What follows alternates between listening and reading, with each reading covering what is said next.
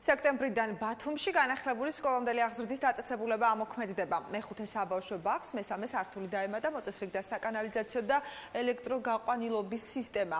სველი წერტილები ადაპტირებული ბაღი 105 აღსაზრდელზეა გათვლილი. ამ ეტაპზე სამღებრო და ეზოს კეთილმოწყობის სამუშაოები მიმდინარეობს. სამუშაოებს შპს ქართული სამშენებლო ჯგუფი ასრულებს.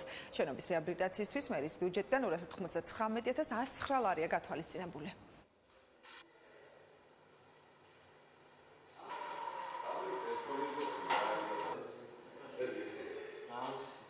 ჩვენ ახლა ვიმყოფებით ქალაქ ბათუმში, მაზნიაშვილის 28 ნომერში მდებარე ნომერ მეხუთე საბავშვო ბაღში.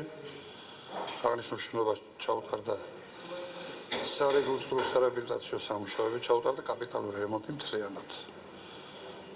აღნიშნული ბაღის სარემონტო სამუშაოები დაიწყო მიმდევრ წლის 4 მარტიდან. სამუშაოების დასრულება ხელშეკრულებით გათვალისწინებულია მიმდევრ წლის 31 აგვისტოს.